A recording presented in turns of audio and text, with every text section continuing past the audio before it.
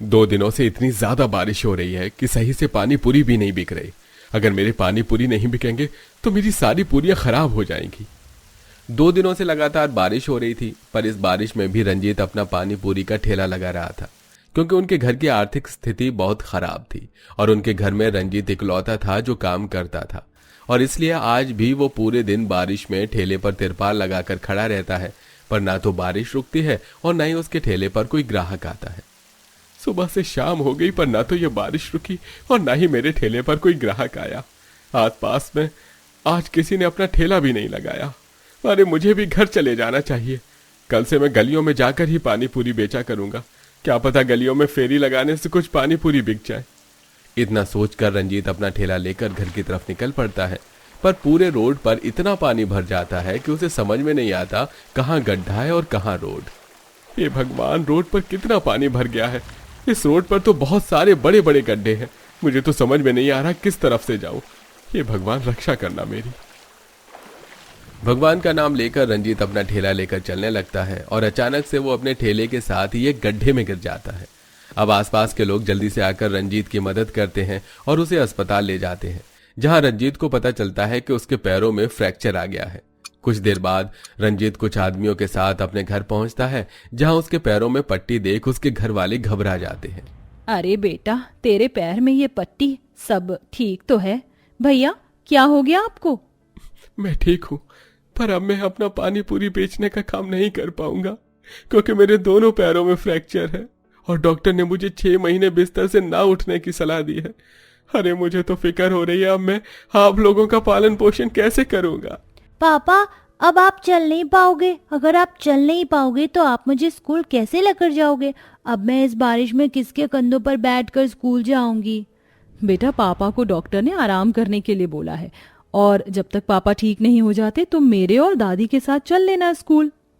भाभी, वो सब तो ठीक है, पर अगर भैया पानी पूरी नहीं बेचेंगे तो अपना घर कैसे चलेगा? अब तो बारिश का मौसम भी आ गया है, आप भी प्रेग्नेंट हैं। इस मौसम में तो घर से बाहर निकलना भी मुश्किल है, और ऊपर से हमारे घर की छत भी कमजोर है, ये कभी भी टूट सकती है।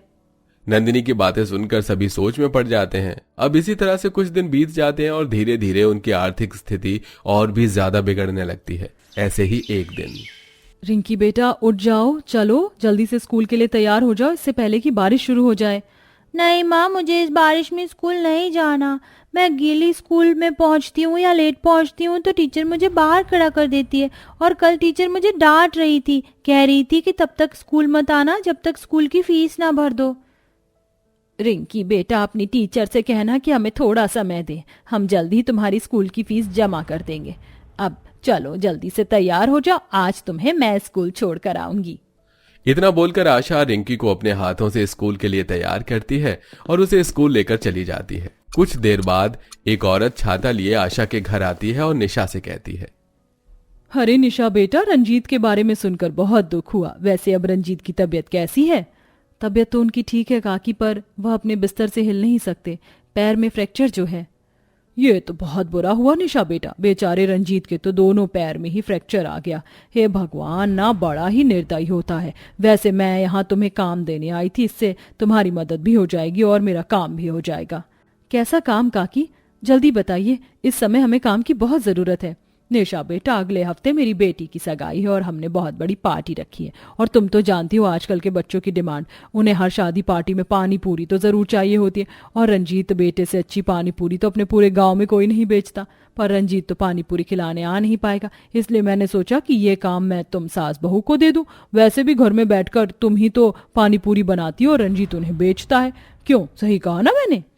काकी, आप फिक्र मत कीजिए, माँ और भाभी समय पर आ जाएंगे और मेहमानों के लिए पानी पूरी भी बना देंगे। बस आप समय पर पैसे दे देना, हमें इस वक्त पैसों की बहुत जरूरत है।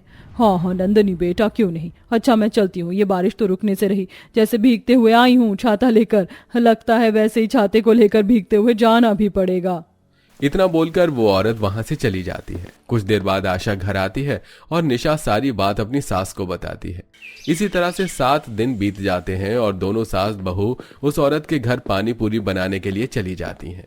बहू, इतनी पानी पूरी से कुछ नहीं होगा, मेहमान बढ़ते जा रहे हैं।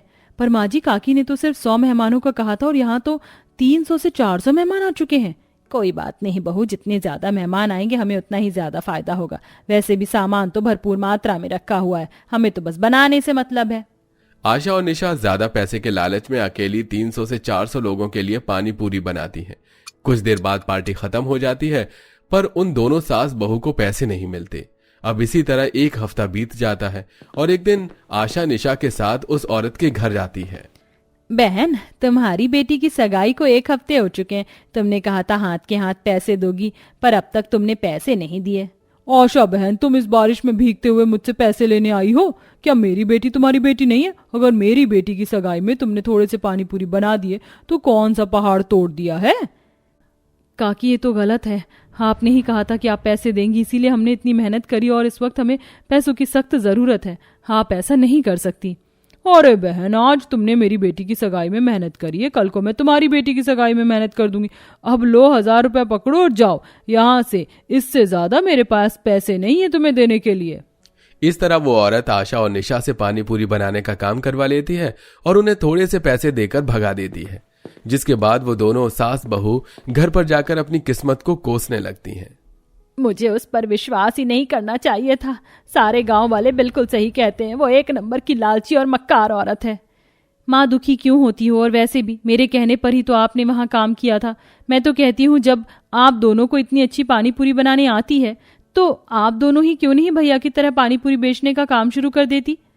जब तक भैया ठीक नहीं हो जाते आप दोनों पानी पूरी बेचो, घर मैं संभाल लूंगी और भैया की देखभाल भी कर लूंगी। पर बहू भी तो गर्भवती है। माँ जी, चिंता मत कीजिए मेरी, अभी 4था महीना है, इतना तो मैं चल ही लूंगी। पर इस बारिश में कौन हमारी पानी पूरी खाने के लिए घर से बाहर निकलेगा? निशा, अगर लोग पानी पूरी खाने के लिए घर से बाहर नहीं निकल सकते तो हम लोगों के घर जाया करेंगे।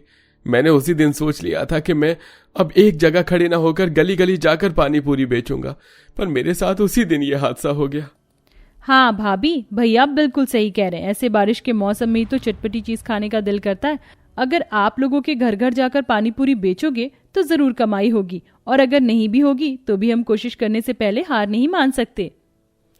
बहू रंजीत और नंदिनी बिल्कुल सही कह रहे हैं। तेरे ससुर जी भी तो पहले गलियों में जाकर ही पानी पूरी बेचा करते थे। अब हमें अपना पूरा बिजनेस फिर से शुरू करना होगा। तू मेरे साथ कभी कभी चलना। मैं तब तक काम करूंगी जब तक मैं ठीक हूँ। कुछ होगा तो मैं आपको जरूर बताऊंगी। वैसे आप बिल्कुल सही कह रही हैं, हमें अभी ही 1000 रुपए मिले हैं। हम इन पैसों से ही पानी पूरी बनाने का सामान लेकर आते हैं और हम आज से ही अपना ठेला लगाना शुरू कर देंगे। इतना बोलकर निशा अपने सास के साथ पन्नी ओढ़कर बारिश में भीगती हुई मार्केट जाती है और वहां से पानी पूरी बनाने का सामान लाती है और घर में बैठकर दोनों सास बहू पानी पूरी बनाती हैं और शाम होते ही पानी पूरी का ठेला लेकर गली गली बेचने के लिए निकल जाती हैं। पानी पूरी वाली, पानी पूरी ले लो। इस बारिश के मौसम में हम सास बहू पानी पूरी वाली आ गई हैं आपके घर। अब घर बैठे बैठे पानी पूरी के मजे लें सिर्फ 10 रुपए में। अच्छा हुआ आंटी जो आप पानी पूरी लेकर यहाँ आ गई। मेरा बहुत दिनों से पानी पूरी खाने का दिल कर रहा था, पर माँ मुझे इस बारिश में कहीं जाने ही नहीं दे रही थी। अब आप जल्दी से मेरे 20 रुपए के पानी पूरी पैक कर दो। आशा जल्दी से बच्चे को पानी पूरी पैक करके दे देती है और अपना ठेला लेकर आगे चली जाती है, जहाँ एक लड़की छाता लेकर बाहर आती है। बहुत दिनों बाद गली में कोई पानी पूरी वाली आई है। आंटी जल्दी से 10 रुपए की पानी पूरी खिला दो। हाँ बेटा, अभी खिलाती हूँ।